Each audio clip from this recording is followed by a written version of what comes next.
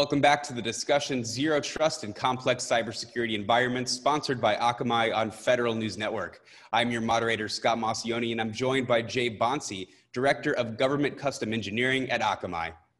Jay, thank you so much for joining us. The first thing I wanted to ask you about is just really what is Zero Trust? I mean, it's a buzzword we're hearing a lot.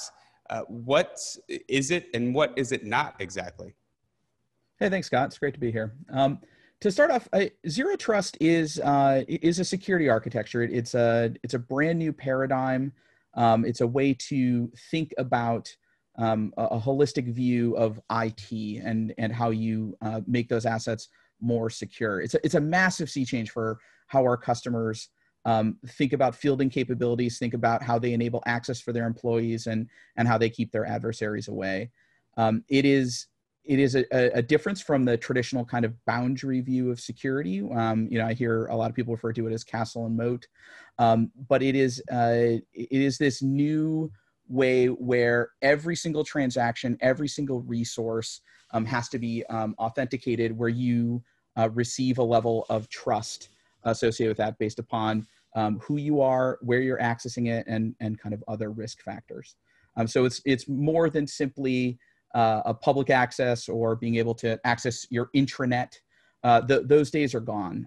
And as we move away from those types of VPN type concepts, it's going to enable, it really forces IT shops to think differently about the shared responsibility that security truly is. And it has been proven to be considerably more secure, especially against things like insider threats and people who are able to attack a weaker or more vulnerable asset and use that to gain insight into the internals of an IT network.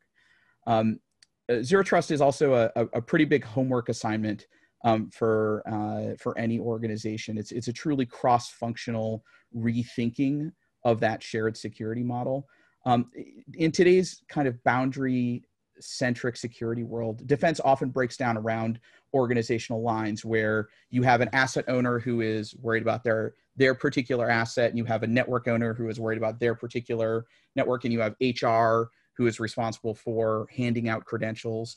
And in the Zero Trust world, those individual stakeholders need to work in a lot tighter concert to be able to secure assets. So every transaction, every request, and every interaction with an IT system needs to be validated, secured, logged, and monitored. And it's a different way of thinking about the enterprise. I wanted to ask about Zero Trust as a form of security today. So, we're hearing that it needs to happen now, but cybersecurity has been around since the invention of the internet, and probably, obviously as a way of keeping computers and networks safe. So why do we need Zero Trust now compared to 10 years ago or even just a year ago? Well, we needed Zero Trust 10 years ago. We needed it way back in the beginning as well. But what we've come to learn about traditional IT defenses with the boundary is that they have proven themselves ineffective. So if you look at a large heterogeneous IT organization, then you'll note that there are holes in those defenses. And this is actually the underlying cause of a lot of the major breaches that you see in the world today. So the Equifax breach was a single server that allowed them to get on the inside of that major network, fish around, find data, exfil, all of that, and get away without being detected for some number of months. You see that pattern happen over and over again. You cannot rely on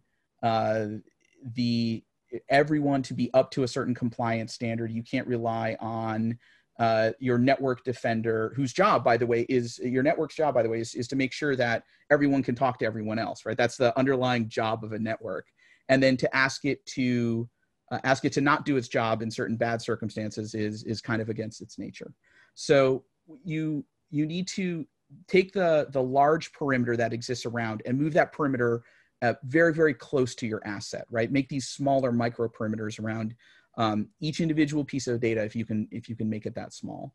And what that does is that takes your security, it empowers you as an asset owner, empowers you as an IT enterprise to make those local decisions and to really inform security, so that if something happens to a sibling asset somewhere else in the organization, that doesn't put you any more at risk, because being on the inside of the network does not impute any trust.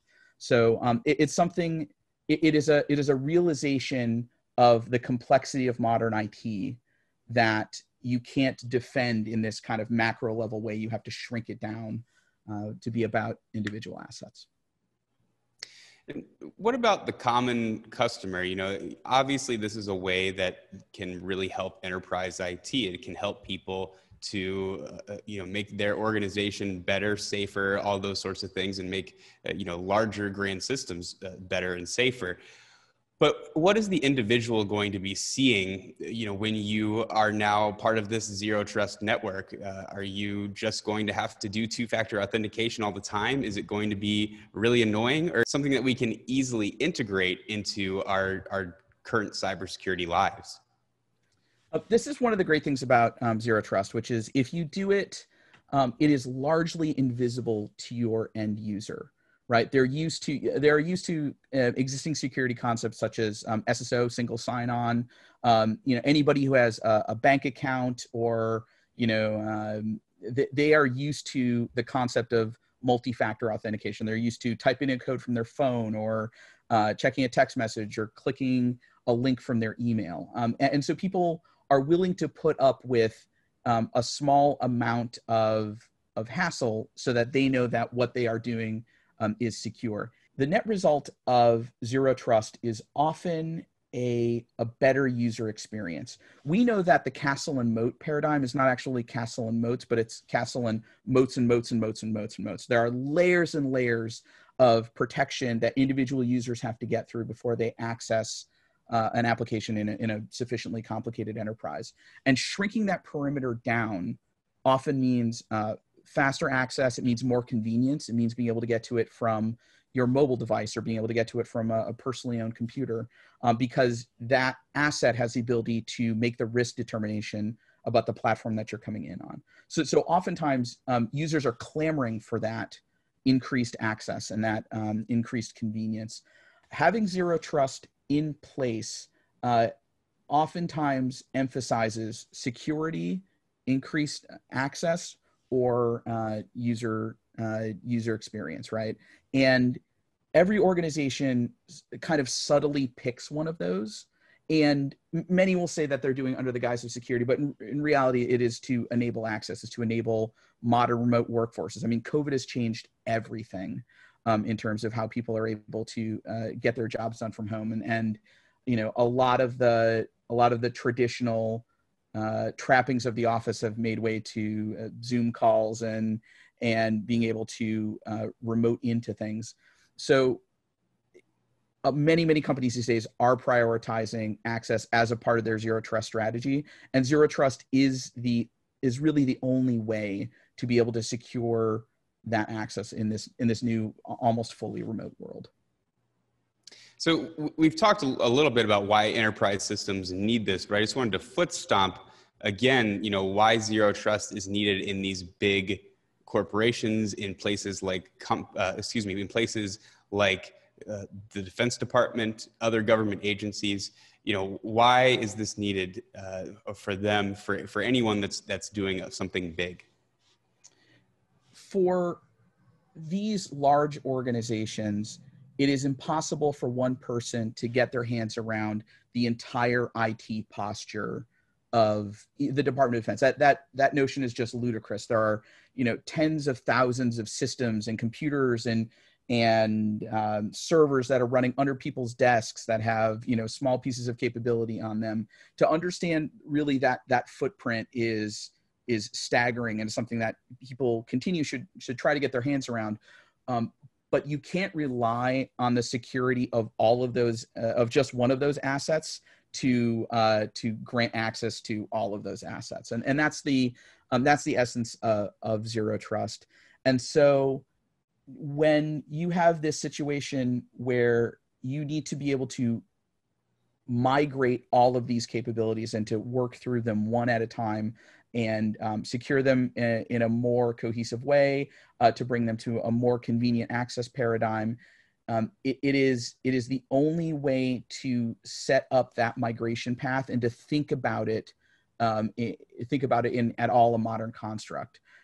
A lot of the Department of Defense's default mechanism is to set a compliance regime where you will follow these rules and you will follow them to the best of your ability.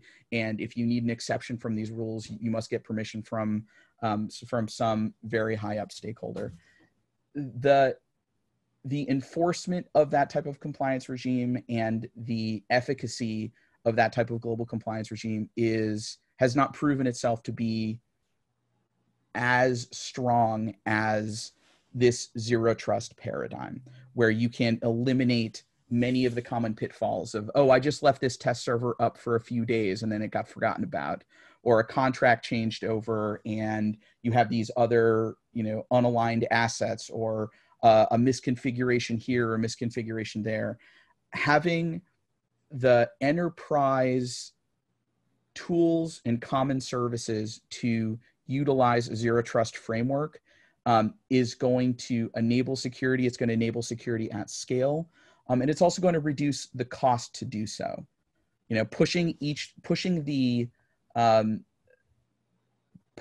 IT costs for a zero trust transition down to individual asset owners and individual mission owners is going to heavily inflate your costs. And so it's incumbent upon these large enterprises to help their individual assets understand their risk, help them make good decisions about the access that they're going to grant, both in policy and in enterprise common services, and then give them the compliance structures necessary to allow them to go forth and secure themselves under this new paradigm. And across the Department of Defense and other federal agencies, we're seeing that happen at just an incredible pace. IT transformation takes years and years and years, and we've seen COVID really just open people's eyes that say, we must do this now. We cannot wait. We have to undertake this challenge, both for the convenience and the work-life balance and the safety of our workforces, but also because it is now that individual workers have had that taste of being able to be effective from home and having that flexibility, that's going to be a demand that they place on their employers going forward. And even the Department of Defense, right? People are not going to want to change back from this telework world. And it's time to embrace it and enable it and really make it as secure as it can be. We're going to pause here and take a short break. My guest today is Jay Bonsi. He's the Director of Government Custom Engineering at Akamai. I'm your moderator, Scott Maucione, on the discussion Zero Trust in Complex Cybersecurity Environments, sponsored by Akamai on Federal News Network.